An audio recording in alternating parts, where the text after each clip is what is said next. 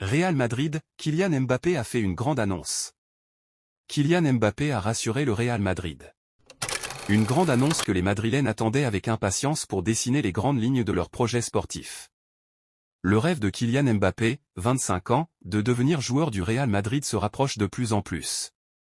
Mais en attendant l'officialisation de toutes les parties l'été prochain, plusieurs débats ont lieu dans les travées du Real Madrid et certaines personnes doutent déjà de l'intégration de l'attaquant français dans le système offensif madrilène et de la difficulté que Carlo Ancelotti pourrait rencontrer en installant Kylian Mbappé dans son rôle préféré, sur le côté gauche. Mais avec le développement de Vinicius comme grande arme offensive, bien secondé par son compatriote tout aussi dangereux Rodrigo, l'heure est forcément à la réflexion immédiate. Si le talent de Mbappé n'est plus à prouver, il sera important d'éviter l'embouteillage offensif dans la Casablanca. Mais ce problème ne devrait pas en être un. En effet, selon les informations du quotidien espagnol AS, qui y consacre sa une matinale, Kylian Mbappé acceptera avec plaisir le rôle d'avant-centre dans une position de numéro 9 dans la majorité des matchs qu'il disputera sous le maillot blanc du Real Madrid. Kylian sait qu'en étant à Madrid, il lui sera beaucoup plus facile de remporter la Ligue des Champions et le Ballon d'Or. Et s'il remporte aussi le Soulier d'Or, tant mieux pour lui. En jouant comme numéro 9 pour le Real Madrid, vous pouvez être excité à l'idée de marquer des buts, écrit le journal espagnol dans ses colonnes en citant les propos de l'entourage de l'international français. Le Real est rassuré. L'explication que Kylian Mbappé a donnée à ses proches est simple. S'il joue en tant que numéro 9 dans une équipe avec Vinicius, Rodrigo, Jude Bellingham voire même Diaz. Comme principaux passeurs et créateurs, il lui sera alors très facile d'augmenter son total de buts et ainsi d'accumuler encore plus de distinctions individuelles dont le Ballon d'Or qui reste un grand objectif pour le Bondinois. La motivation de Mbappé à jouer en pointe de l'attaque madrilène serait totale, martèle AS. Ce sera ensuite au staff de Carlo Ancelotti de bien préparer les autres éléments offensifs déjà présents dans l'équipe à jouer toute l'année avec un numéro 9 bien différent de Jude Bellingham, Joselu ou précédemment Karim Benzema. Le poste d'avant-centre est loin d'être inconnu pour la star parisienne, alors que le repositionnement de Mbappé, au préjudice de Randal Kolo Muani et Gonzalo Ramos, a été l'un des gros atouts forts de Luis Enrique. Cette saison, Kylian Mbappé cumule pas moins de 41 buts marqués lors des 43 matchs officiels qu'il a disputés, soit quasiment une moyenne d'un but par match. Exactement les mêmes chiffres que l'année dernière, alors qu'il reste encore plusieurs rencontres à jouer. Nul doute que le capitaine des Bleus explosera son record personnel. En tout cas, le Real Madrid continue de préparer son attaque dévastatrice pour la saison prochaine. Une nouvelle porte s'ouvre pour Joselu de retour au Real Madrid l'été dernier sous la forme d'un prêt. Joselu n'a pas encore sa place assurée pour la saison prochaine. C'est l'un des bons coups réalisés par le club madrilène durant l'été 2023, faire venir Joselu sous la forme d'un prêt et en déboursant moins d'1 million d'euros dans l'opération. L'Espagnol a participé à 42 rencontres pour un bilan de 13 buts et 3 passes décisives. 8 buts en Liga. Le rendement de l'ancien joueur de l'Espagnol est alors plus que satisfaisant. À l'origine, Joselu venait à Madrid pour être la doublure de Benzema puis le départ du Français vers l'Arabie Saoudite lui a donné un meilleur rôle encore même s'il n'est pas un titulaire de Carlo Ancelotti qui a adapté son système à l'arrivée de Jude Bellingham. Joselu n'en reste pas moins un profil unique dans l'effectif et il a su marquer des buts importants en championnat. Le Real n'a pas tranché. L'attaquant madrilène n'a pourtant pas encore validé sa place dans l'effectif pour la saison 2024 à 25 car les dirigeants n'ont pas encore décidé de lever ou pas l'option d'achat estimée à 1,5 million d'euros. Tous les feux semblent pourtant ouverts compte tenu du faible prix, de ses performances et de son exemplarité. Ancelotti l'apprécie et aimerait pouvoir compter sur lui selon le quotidien Marca. Jude Bellingham, le milieu de terrain du Real Madrid. Le Real Madrid va encore aligner des millions pour Bellingham. Les performances du milieu de terrain anglais coûtent de l'argent au Real Madrid. C'était le transfert de l'été à Madrid, et il pourrait bien être le coup de la décennie.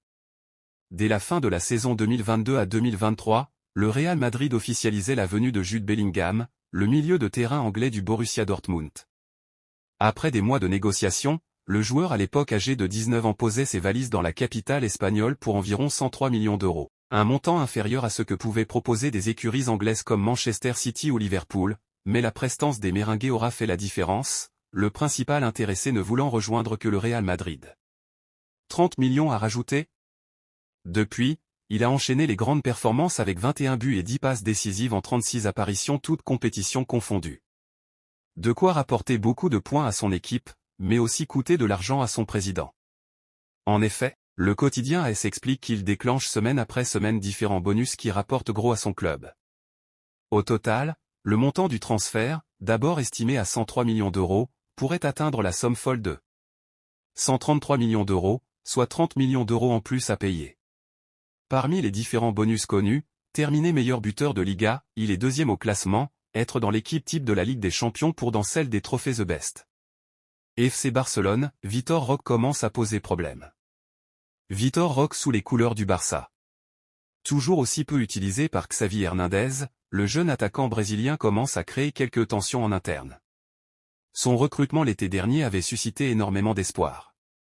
Vitor Roque, considéré comme un des jeunes les plus prometteurs de la planète, était appelé à avoir un rôle à jouer dans ce Barça.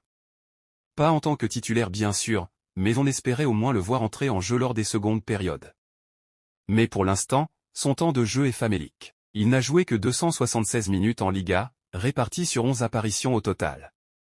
Lors du Clasico ou du retour contre le PSG, alors que le Barça avait besoin d'un nouveau souffle devant, Xavi a décidé de le laisser sur le banc. Une situation qui fait parler. En interne d'abord, où on ne comprend pas vraiment la gestion de son cas par Xavi, comme l'indique Relevo. Surtout que l'état-major Blaugrana avait fait de gros efforts financiers pour le faire venir, alors que la situation du club est critique sur ce plan. Les dirigeants estiment par exemple que lors du Clasico, Xavi devait faire entrer le Brésilien et non Ferran Torres pour remplacer Lewandowski. La gestion du cas Roque par le coach catalan suscite donc de vives interrogations auprès des décideurs. Est-il dans les plans de Xavi? Le média espagnol indique que dans l'entourage du joueur, on commence aussi à grincer des dents. On est conscient qu'une période d'adaptation est logique et nécessaire, surtout après un tel saut. Mais on se demande également si Xavi compte vraiment sur le joueur, que ce soit maintenant ou pour l'avenir. Il faut dire que c'est le sulfureux André Curie, intermédiaire brésilien très proche du Barça, qui est à l'origine de son arrivée en Catalogne. Il avait placé de nombreux joueurs au club ces dernières années, et beaucoup d'entre eux avaient un niveau douteux et ont floppé. Mercato, pourquoi le FC Barcelone pourrait vendre Frenkie de Jong cet été? Après sa défaite lors du Clasico, le FC Barcelone a laissé le titre s'envoler.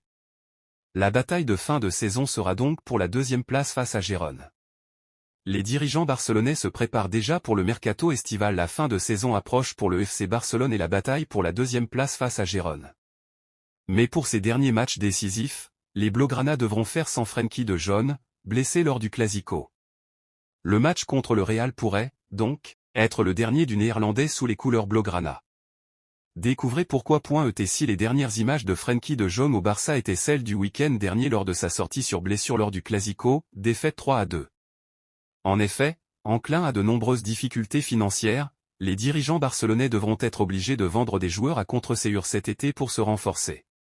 Le milieu néerlandais fait donc partie de cette liste de joueurs vendables tout comme Ronald Araujo, d'après les informations de Sport. Deco, directeur sportif, voudrait en effet acheter un ailier gauche ainsi qu'un milieu de terrain pour enfin remplacer Sergio Busquets. Reste à convaincre le principal intéressé qui pour le moment n'est pas enclin à un départ de Catalogne et est protégé par un contrat se terminant en 2026.